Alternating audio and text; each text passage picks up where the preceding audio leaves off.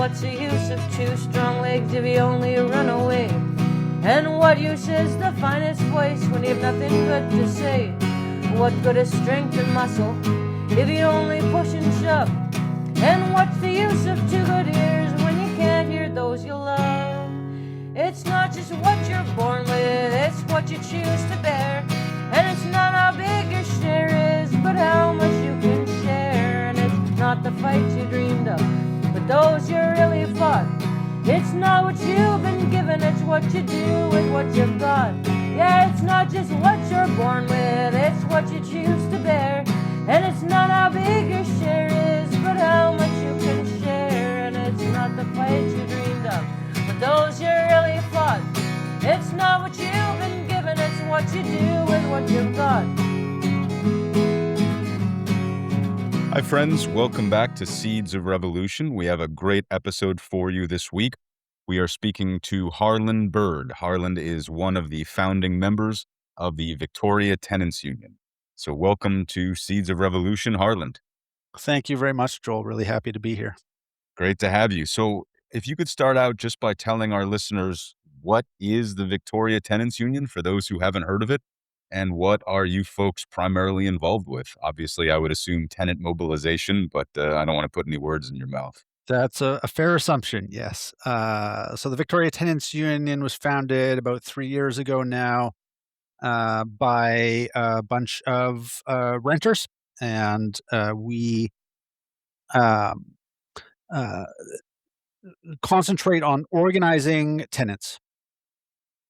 Pure and simple, essentially. So the idea is more or less like a labor union. The renters, vis-a-vis landlords, the playing field is not tilted in our favor, to put it lightly.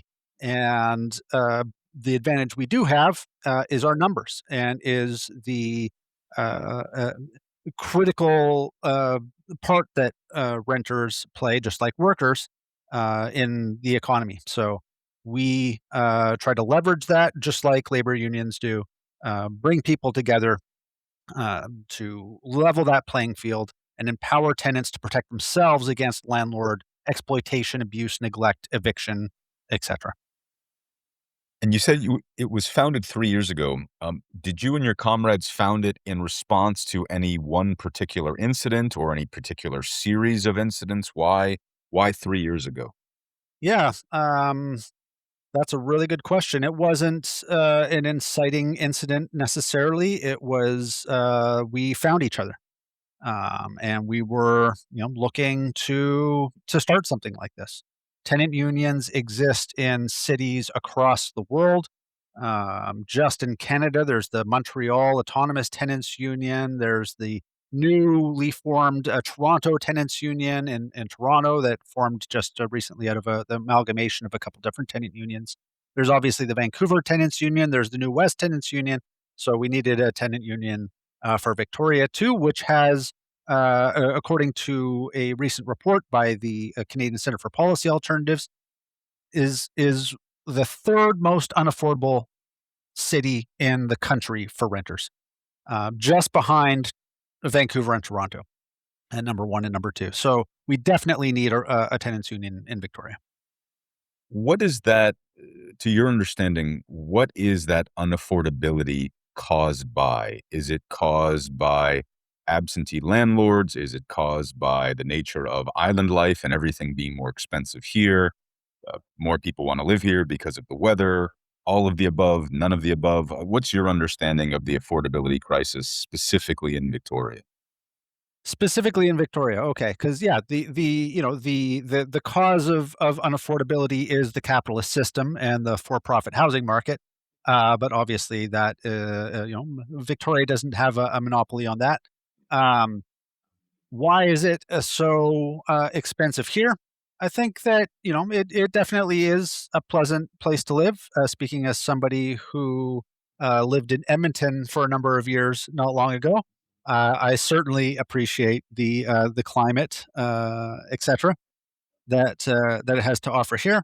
Um, We are obviously very close to Vancouver, which is the most expensive city to live in Canada for renters. So I think we get a lot of bleed over from that. BC has, in general, the housing market here is really intense. We're one of the biggest cities in BC, so that has a lot to do with that. And provincial housing laws or laws that pertain to housing definitely don't help. For example, BC is far and away the no fault eviction capital of Canada. In other words, more tenants are evicted here by far compared to other provinces. Not for non-payment of rent, or not because the tenant wrecked up the place or anything like that, but simply because the landlord wanted to evict them for one reason or another and was able to do that. And because we don't have vacancy control in this province, that allows landlords to jack up rents. Um, I think we're a target for a lot of foreign investment, or at least we have been historically. So a lot of these factors come into play. Um, yeah, yeah. Does the Victoria Tenants Union collaborate with other tenants unions across the country? Are different unions able to coordinate their efforts? Obviously, the more people organize together, the more campaigns grow, maybe the stronger campaigns are. Is that something that is effective in the tenants' rights space as well? That is a fantastic question. And I'm happy to answer yes. We do collaborate quite a bit with well, at least we are, yeah, I would say it's fair to say we collaborate with the Vancouver Tenants Union, etc. There was a housing justice convergence conference held in Montreal last March. And a bunch of tenant organizers from across the country went, and we all met each other. And since then, for the last year, we've been meeting regularly and just discussing the problems that we face in our respective cities, sharing our expertise, helping newer tenants unions in smaller cities that are just forming to get their feet under them, etc. And there's also North America-wide networks like the Autonomous Tenants Union that we do participate in once in a while. And this is very, very important because we're all learning as we go. Excuse me. And getting expertise from other tenant unions is absolutely critical. The LA Tenants Union, for example, has been going for over 10 years, I think, and they have thousands of dues-paying members. This is the largest tenant union in North America, and so they obviously have a lot to teach us. And yeah, so yeah, it's a great question and something that I'm happy is happening more and more. Um, One lesson that has come out of that for me is that although, a lot of these other tenant unions have a lot more experience and a lot to teach us, they are also learning. There is just not a kind of tradition of tenant organizing in North America, I would say, and I would venture to hazard to guess that that extends beyond North America as well. Certainly not comparable to the labor uh, organizing movement, and so we all have a lot of learning to do. Is it in your organizing efforts, is it difficult to speak to renters about the necessity for a union? I would imagine there's a lot of fear. Housing is very precarious for a lot of people, growing more precarious as the economic situation deteriorates. So, how do you and your fellow organizers sort of, do the classic on the ground hard work of organizing and talk to people who are living often in very precarious circumstances that they need to maybe even put themselves a little bit more at risk in order to organize for their better future? Yeah. Again, excellent question. It is not easy to talk to tenants all of the time. And the number one reason, you absolutely put your finger on it, is fear. Uh, Anybody who has anything resembling affordable rent is clinging to that for dear life. And we have had people who are scared to talk to us at the door about any complaints that they might have about their landlord or their building or anything like that. Um, because there might be cameras. Sometimes there are cameras in the hallway, etc. So that is a major hurdle. Um, our earliest successes organizing buildings came in buildings facing demolition. Mm. So then that People have does a nothing to lot. lose. Yeah. That does a lot to help people overcome that fear because what do they have to lose? Of course, that does not even that, you're losing your home. Yeah, beautiful waterfront apartment on the gorge, you're never going to see that again.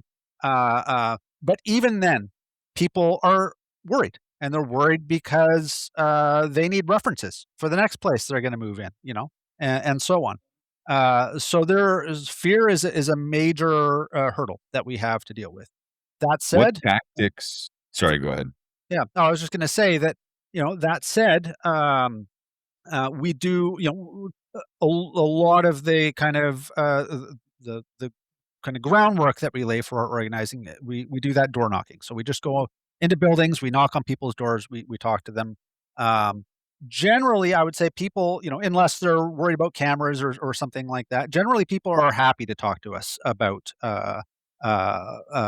And I encourage any of your listeners who are interested in getting involved in the VicTU, do so. Reach out to us and come out door knocking with us, because if anyone has experienced door knocking for like a political candidate or anything like that, this is night and day. If you knock on people's doors and say you want to talk to them about an election, their eyes cloud over often. But you ask them, "Hey, what are you dealing with? What kind of shit are you dealing with from your landlord?" Many people are really happy to talk to about that, and it's a very uplifting experience doing this door knocking.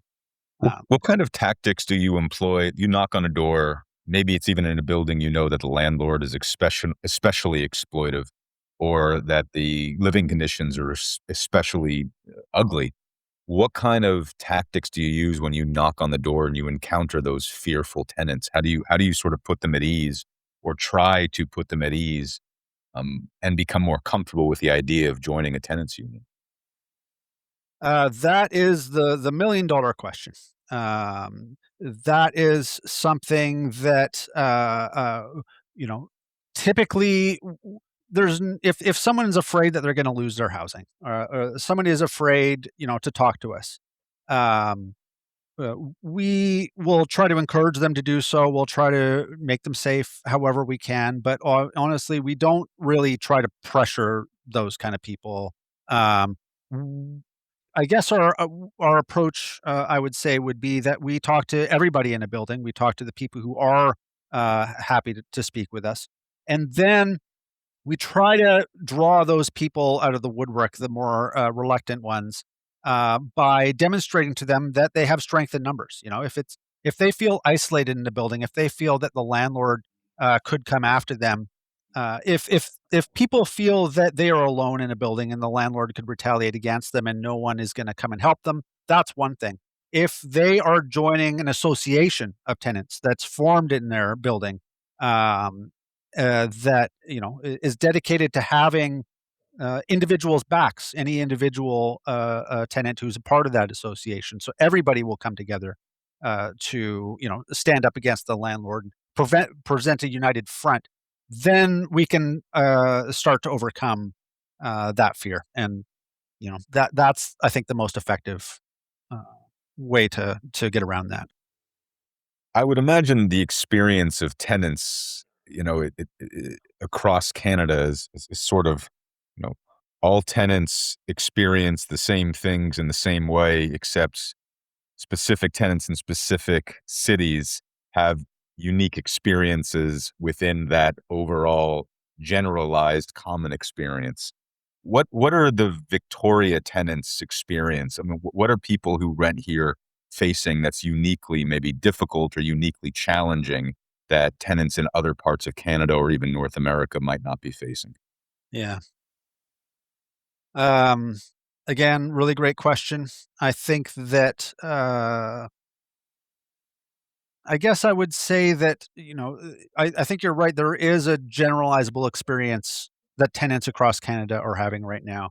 And in part, that's because the mainstream uh, political orthodoxy with regard to housing and housing policy is essentially exactly the same, Mhm. coast to coast across the mainstream political spectrum, from the you know Doug Ford conservatives in Ontario to the David Eby quote unquote progressive NDP in BC. Um, the idea is that there's a quote unquote housing crisis, a term which I don't use, and we can talk about that in a moment. And the way to get out of the housing crisis um, is to build more housing, obviously, which is one of the reasons, spoiler alert, why I don't like that term. Um, and and in order to build more housing, we need to incentivize the quote unquote housing providers, the developers and the corporate landlords. Um, and to do that, we need to slash fees, give them tax breaks, water down renter protections, or at least not institute strong ones, because that is a cost to them. Um, and we need to allow them to demolish existing affordable housing and to replace it with more expensive, unaffordable, but more profitable for the corporations housing. And so this results in a lot of displacement. There's not adequate protections or assistance for a lot of people. So, especially if we're talking about lower income tenants, there's a lot. There's just this a conveyor belt of instability where if you're able to find a place, it's almost certainly in an older rental apartment building that you are at very high risk of being displaced from, because it's going to be gentrified, redeveloped into a place you can't stay. Um, and so, some of the tenants that we've worked with, this has happened to them multiple times. And the city of Victoria does have, relocation assistance. And some of these tenants have been relocated to, different buildings multiple times. Um, the tenants who are a little bit above that, like I said, they tend to be clinging to what they have for dear life. Um, and yeah, so I would say that it's and again, that's the same in many different cities across province, but here that is, I would say, just kind of supercharged. Like I say, here in BC, particularly landlords are incentivized to evict long-term tenants, to destroy existing affordable homes, and to make those unaffordable. Yeah. You alluded to this at the beginning of that answer. What is the political experience of the union in Victoria, in BC, especially, I think, compared to maybe unions in Alberta and Ontario? Because, like you said, we have this ostensibly progressive, ostensibly Right. pro-working class NDP government. Mhm. Anybody who reads the news realizes that there's a lot of space between what they want us to believe they stand for Yes. and what they actually stand for. So, what is your union's experience trying to organize within, a very NDP dominated political structure? Has it been meaningfully better than comrades who are trying to organize in Alberta or in Ontario? Mhm. Um, that's a hard question to answer. Um, I think that the NDP, to be clear, has done not nothing is how I would put it for renters. Certainly in comparison to the BC Liberals, for example, rent control was significantly above inflation. The limit for how much rents could go up annually was significantly above the inflation level under the Liberals. The BC NDP has tied that to inflation now, which is definitely a huge improvement. It's not good enough because average wages have not Right. kept pace with inflation. So it's still, renters are falling behind. Um, but that is a help. Some moves against the short-term rental Airbnb kind of industry. That's been helpful.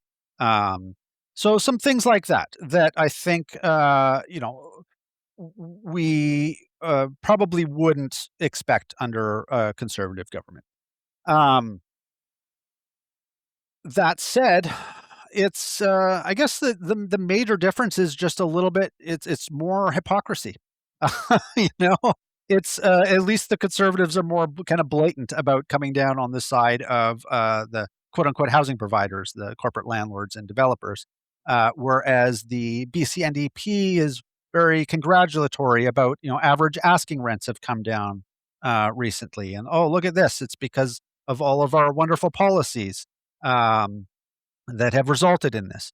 When in fact, there's a lot of different reasons, I think, for the recent decline in average asking rents that a lot has been made of. Um, you know, for example, new apartments are smaller than they used to be because there's a major densification push, and smaller apartments rent for less. Um, in addition, there's like a decrease in immigration, so on. I think also part of it is honestly just a kind of correction, a market correction, because they were so damn high recently. But the BC government is very keen to take credit for that, and say we just need to stay the course. And it's just it's kind of nauseating. Um, Here in Victoria, it's a similar thing, honestly, with our current council. Um, that just is kind of bringing in some motions right now ahead of the upcoming election in the fall. Um, Really kind of with a veneer of renter friendliness. Um, but the reality is that over their term, they have brought in codified very weak tenant protections. Yeah. They have overseen the continued rise of corporate landlords who we know charge higher rents. Um, and overseeing the destruction of existing affordable housing and the displacement of tenants from there.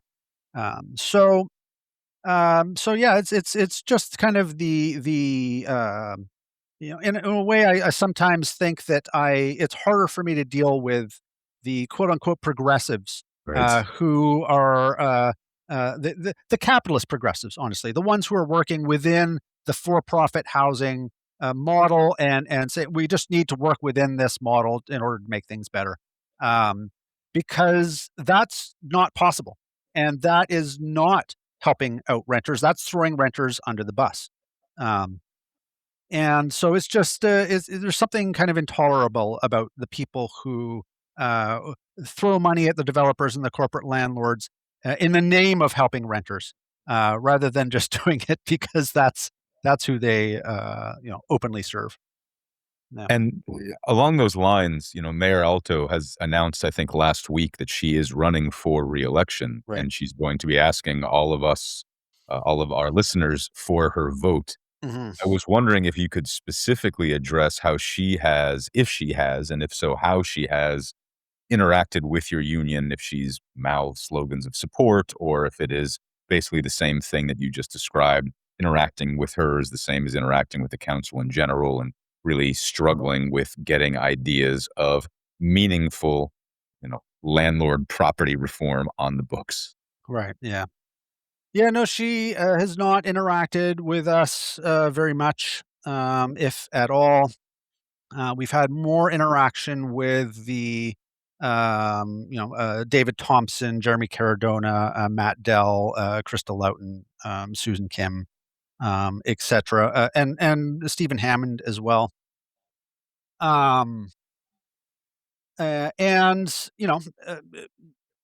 Marianne Alto. I mean, I don't know.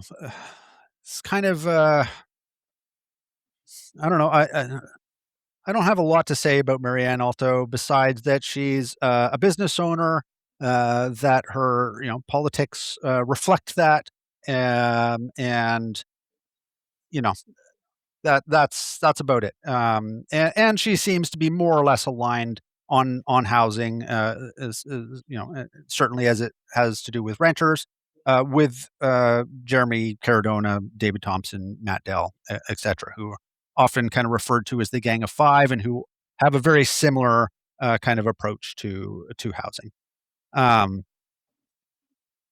My main problem with council, I would say, is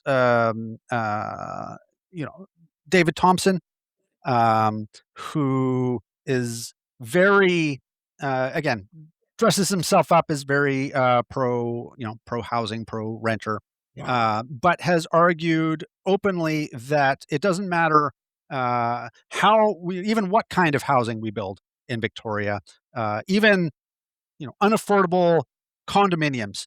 We build more of those, then people in slightly shittier condominiums will move into them, and the people below them will move into those slightly shittier condos, and etc. And there'll be this vacancy chain effect that will ultimately lower rents and help out even the neediest people in this city. And he's actually doubled down on that claim in the face of criticism, calling people who deny this vacancy chain theory essentially likening them to climate change deniers. This is triggering my PTSD, thinking back to George Bush's theory of trickle-down economics. Yes. And how morally, economically, and philosophically bankrupt that idea is. Yes. It's the precise same thing. It's the renter version of trickle-down economics. In Toronto right now, my understanding, last time I checked, there were enough empty condominiums in that city that have not sold because of the recent collapse of the condominium market to end homelessness. There's an empty condominium in Toronto for every homeless person on the street. And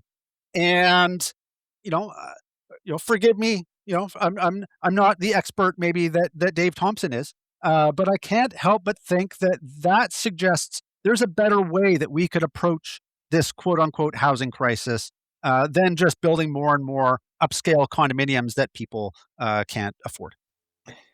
What is the problem with that term housing crisis?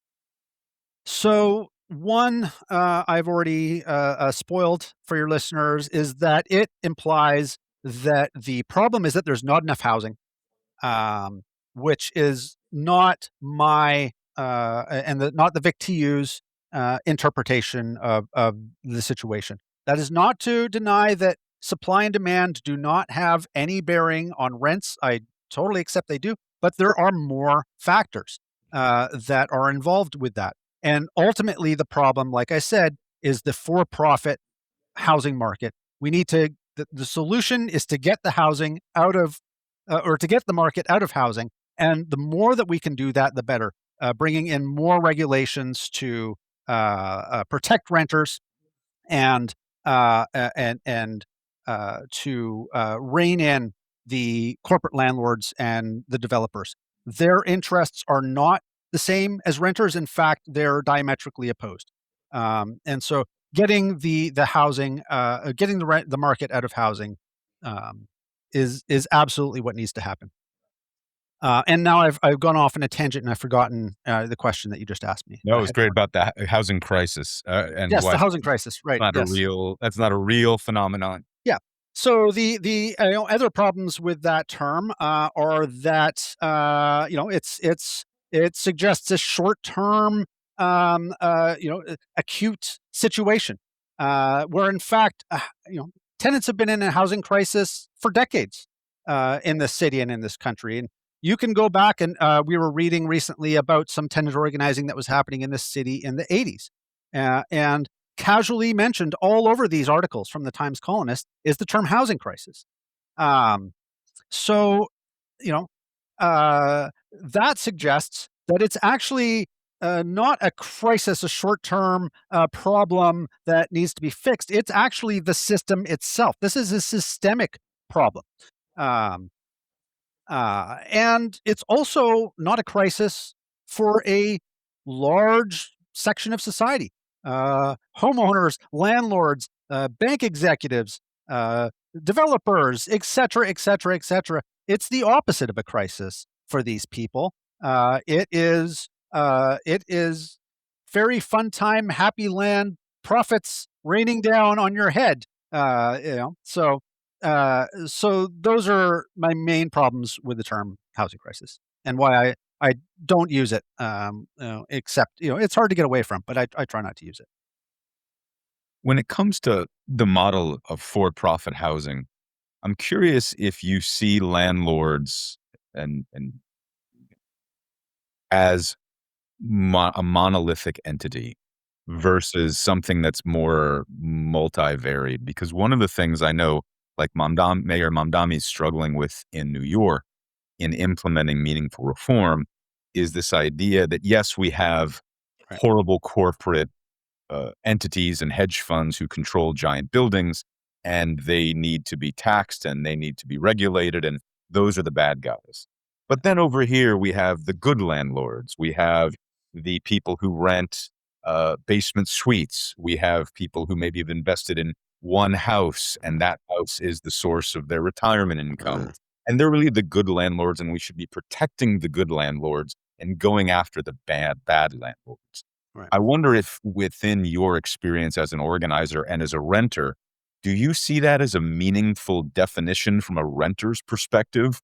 Or at the end of the day, is it capitalist oriented for profit housing and it's all just various shades of terrible? That's again fantastic question.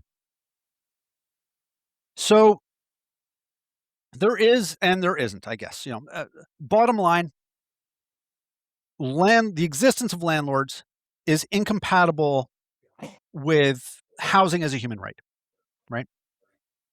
And housing is recognized as a human right under international law and in Canada. And of course, it's lip service. Um, but that is unattainable if we have a situation where you can be evicted from your home for whatever reason. So that is the bottom line. I have a problem with the existence of landlords. We need to move beyond that ultimately. That said, I do think it is worth making a distinction between, quote unquote, mom and pop landlords and the corporate landlords, because landlords really don't want to do that. Um, in the middle of COVID, for example, in I think 2021, there was a moratorium on evictions or on rent increases, I believe. And the NDP brought in this rent control loophole called the capital expenditures loophole that allows, and it was designed specifically to allow mom and pop landlords to do maintenance and repairs on their rental unit that they might not be able to afford given this moratorium. And so it allowed them to apply to raise their tenants' rent in order to help pay for those repairs or maintenance. But of course, now corporate landlords are availing themselves of this loophole. Starlight, for example, is Canada's biggest corporate landlord, and in many of the buildings that we've been in lately, tenants have faced this. So Starlight will come in, they will put in a new buzzer system or something, or they will replace the toilets in there, and they'll use that as an excuse to apply for this capital expenditures rent increase that will allow them to raise the rents of everybody in that building.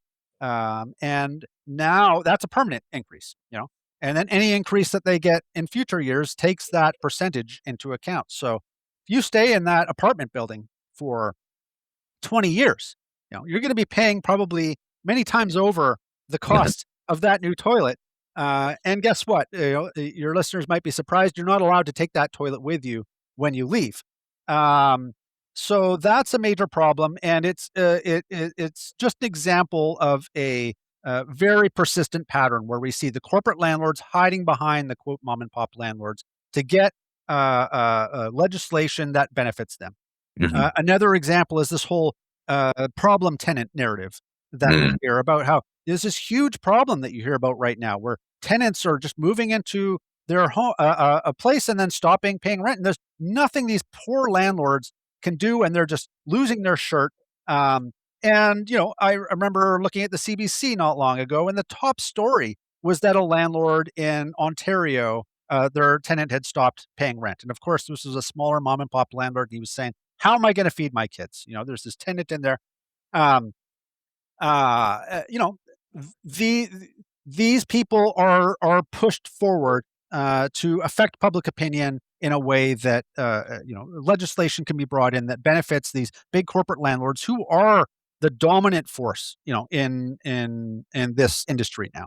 Mm. Mom and pop landlords are a fairly pretty small a segment of landlords at this point. Um, and so, like I said, there is worth making a distinction there. Um, and again, even though the landlords ultimately have to go, that is, it's an institution that is incompatible with housing as a human right. Um, I also think that many well-meaning people who are landlords have gotten into that situation because we live in a system that pushes them in that way. We live in a system that tells them this is how you get, financial security. This is how you get ahead. You Well, then it's also a political and a tax system that favors home ownership and yes, there's growing equity within the context of a home. Like home equity, I think, is probably the number one or number two source of wealth for the plurality of Canadians. yeah, yeah. And so, you know, like I said, even though I want to see an end to landlordism, absolutely. I also, I can't necessarily fault people for being landlords. I'm not going to spit at landlords' feet in the street if I see them walking down the sidewalk. And in fact, I pity a lot of them. I've been evicted, by a smaller kind of quote unquote mom and pop landlord. And I was evicted out onto the street. Mhm. And that wasn't fun for those people. I mean, they weren't the victim there to, to be, to be clear. Right. But I could tell that they were incredibly uncomfortable with being put in that situation. Um, and so I do think it's worth having some empathy for these mom and pop landlords uh, that I am certainly not prepared to extend to the starlights of the world, for example. Is How does your work interact, if at all, with the work of people who are advocating to help houseless people find housing? Hmm. Is there any interaction between tenant organizing unions on the one hand and people who are organizing for houseless people on the other hand? Absolutely. Uh, in my opinion, we are fighting the same fight. Mhm. The unhoused population. You go down to Pandora Street. You talk to people. Not many of them, I would hazard a guess, are former landlords whose hydro bill just went up a little bit too much or something like that, and they ended up on the street. Right? These are former tenants who lost their homes, and there would be tenants who can't afford homes.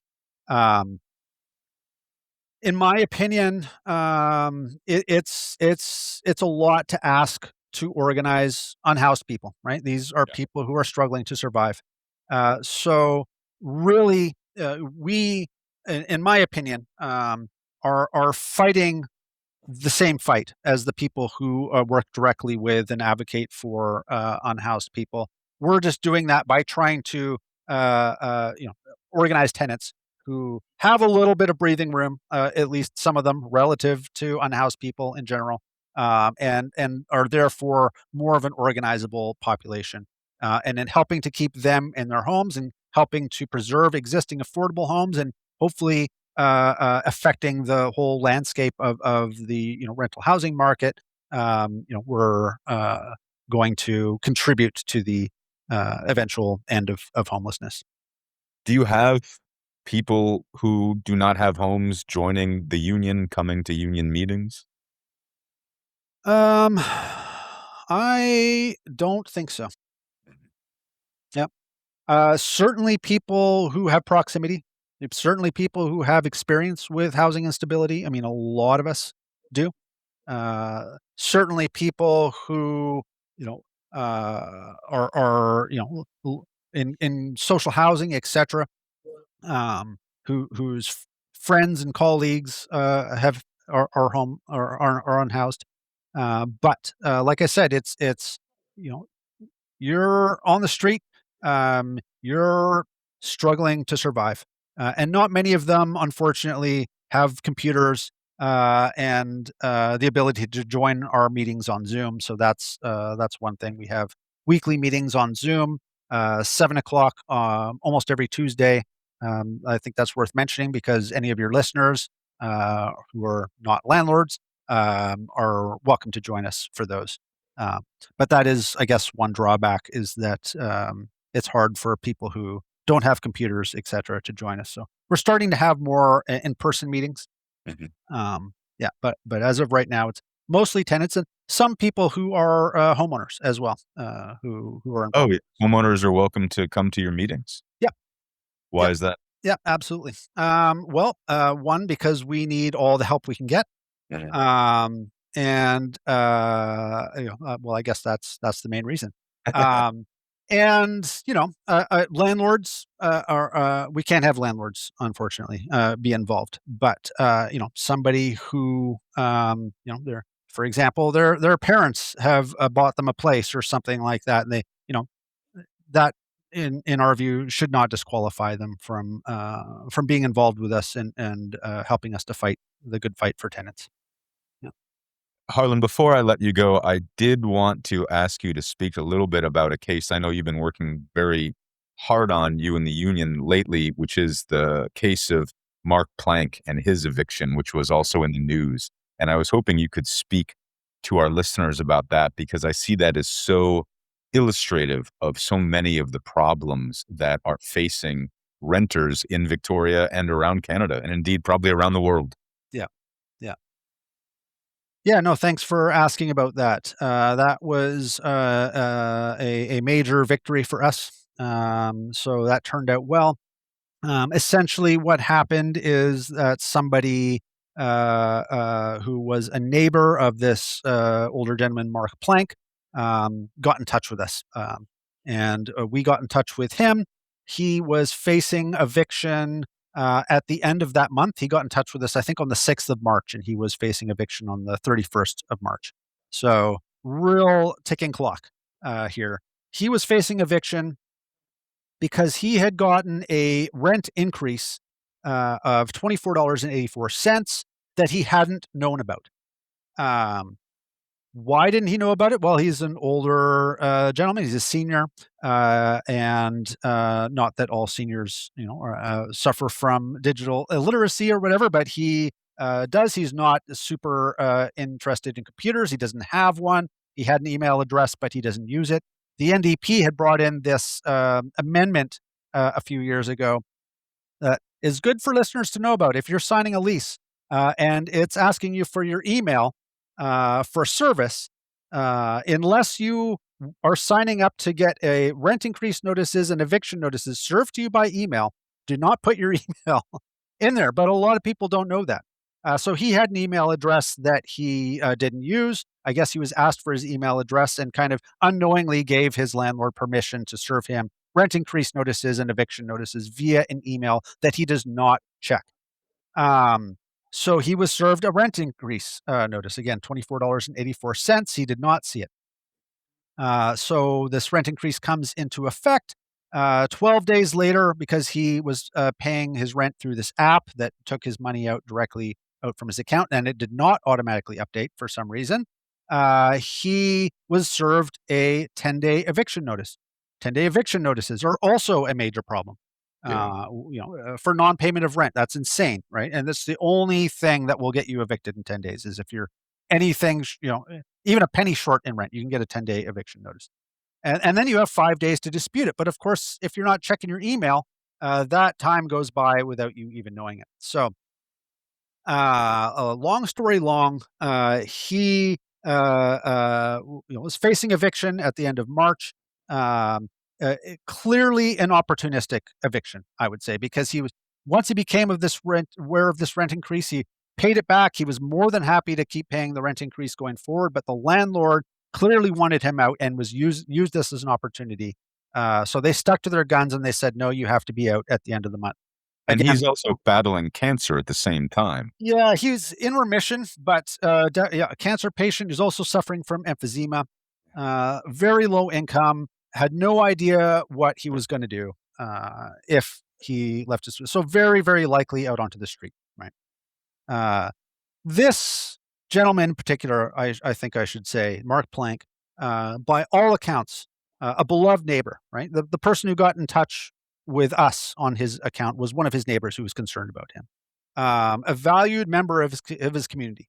The community center across the street, once I sent out the press release about his situation, they immediately got in touch with me and said, "What can we do? This lovely man comes in twice a week when we have free food available. What can we do to help him?" And a good tenant, by all accounts. So uh, this was we recognized a explosive, potentially situation if we could bring the public's attention to this.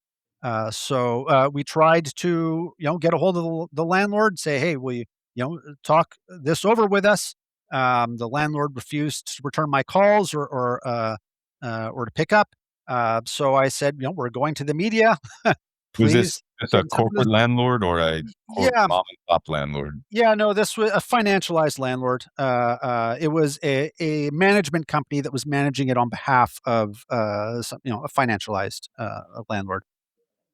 And they neglected to do that, so we went to the media with this story, and it blew up. We had uh, you know 4 articles, I think, in the Times Colonist in 1 week about this situation. And after huge public outcry, which I think is worth pausing to really consider, because I think a lot of people have this idea. Look at everybody on the street suffering and dying on our streets, and nobody's doing anything about it. Nobody cares in our society. This proved that people do care. People saw the injustice in this case, and they came out in force for a complete stranger. Somebody started a website with the name of the manager, the property manager, saying, housing profiteer, and um, people were calling the company and emailing the company, leaving bad reviews on the Better Business Bureau website, et cetera, et cetera. Uh, Blew up on Reddit. People were outraged, and after a couple days of this, the landlord came back to the bargaining table. Mhm. And on the day that he was going to be evicted on March 31st, he reached a deal with the landlord to stay in his home, which was just an amazing victory. And not only that, but he turned out in the media coverage that he didn't have a working stove, he didn't have a working fridge, he didn't have a working sink. And he was remaining silent about this, as many tenants do, because he was clinging to his affordable place and didn't want to rock the boat. But of course, once this came out, there was no point in being silent about it, and it was also to the landlord's discredit that this was the situation. So I spoke to Mark Plank not long ago, and he had just had a new fridge brought in, a new stove, a new toilet, and he had gotten some plumbing done, so that not only is he allowed to stay in his place, but it's actually livable now. Um, so I think you're right. I mean, that was a very illustrative of a couple different issues. One, the issues that a lot of seniors are facing, and seniors are particularly targets for eviction because a lot of them have been in their places for a long time, and you can get them out. You can raise those rents. Um, the 10-day eviction notice situation, the email notification situation, all of that really was brought up by this case. But it also highlighted the power, the collective power that we have as tenants. And that if we organize and if we do stand up together against the corporate landlords and the developers and their politicians, that we can have a positive influence, that we can protect each other, that we can make things better. And in fact, that's the only way that things are going to get better. And so it was a very valuable win from that perspective. I think that's an incredibly uplifting and hopeful place to end, and I don't wanna ruin your beautiful words with my pedestrian ones. So thank you for that story, and considering, I haven't run the numbers, but I have a sneaking suspicion that the vast majority of our listeners are renters. Yeah. So thank you for illustrating for our listeners and for everybody else just how important and powerful organizing can be. I mean, we can accomplish and achieve so much more together than we can apart. And thank you and the union for just doing that incredible work, Harlan. You should be commended constantly and loudly.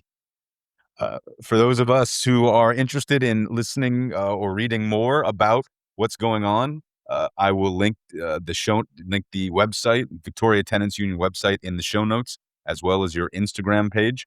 Harlan, is there, in addition to joining the union, which everybody should do, in addition to supporting Victoria Tenants Union, even if you're not a renter, which everyone should do, is there anything else that our listeners can do to help your efforts? That's exactly it. And thank you so much for your kind words. And yeah, to your listeners, get involved. We are not a small group of tenants who are fighting this battle on behalf of everybody else. And even if we wanted to be that, it wouldn't work. This only works if renters get involved. And so please do reach out to us and get involved any way you can. We absolutely need you. And this is a critical fight. So please do get involved, whoever you can. Join our meetings. You can lurk for the first one, just see how we operate, or reach out to us by email. And yeah, we'd love to get you involved. So yeah. Fantastic. Well, listeners, we've been speaking to Harlan Bird. Harlan is one of the founding members of the Victoria Tenants Union. Organize, organize, organize. Thank you, Yes. Harlan, for doing all that wonderful work, and thank you for appearing on Seeds of Revolution. Thank you so much for having me, Joel, Jesus and Christ for came your back great programs. today Thank you. Like you threatened he will. Which poor group of people do you think that he would kill? And who would Jesus choose to starve if you gave him the chance? And if there was a genocide, would he take a neutral stance? Who would Jesus bomb? Tell me, who would Jesus bomb? Would it be kids in Palestine, or how about Vietnam? Would Jesus bomb the atheists, the Muslims, or the Jews? I want you to ask yourself, well, what would Jesus do? I want you to ask yourself, well, what would Jesus do? Would he say it's complicated and there's sinners on both sides? Or would he say that some people, they just deserve to die? If Jesus Christ rose from the dead and on a sidewalk slept, would you extend your hand to him or just watch where you stepped? Who would Jesus bomb? Tell me, who would Jesus bomb? Would it be kids in Palestine, or how about Vietnam? Would Jesus bomb the atheists, the Muslims, or the Jews? I want you to ask yourself, well, what would Jesus do? I want you to ask yourself, well, what would Jesus do? Would Jesus hate the gay folk, the queer folk, or the trans? Would he suggest they end their lives according to God's plans? Would Jesus tell a homeless man to get a fucking job, or turn his back on the poor? Would Jesus be a snob? Who would Jesus bomb? Tell me, who would Jesus bomb? Would it be kids in Palestine, or how about Vietnam? Would Jesus bomb the atheists, the Muslims, or the Jews? I want you to ask yourself, well, what would Jesus do? I want you to ask yourself, well, what would Jesus do? Would Jesus build a border wall? Would Jesus drive a tank? Would Jesus be a landlord? Would Jesus run a bank? Would Jesus Christ feel safe in his skin if he came to your town? And would you still believe in him you found out he was brown? Who was Jesus' mom? Tell me, who was Jesus' mom? Would it be kids in Palestine, or how about Vietnam? Would Jesus bomb the atheists, the Muslims, or the Jews? I want you to ask yourself, well, what would Jesus do? I want you to ask yourself, well, what would Jesus do? Yeah, who would Jesus bomb? Tell me, who would Jesus bomb? Would it be kids in Palestine, or how about Vietnam? Would Jesus bomb the atheists, the Muslims, or the Jews? I want you to ask yourself, well, what would Jesus do? I want you to ask yourself, well, what would Jesus do? I want you to ask yourself, well,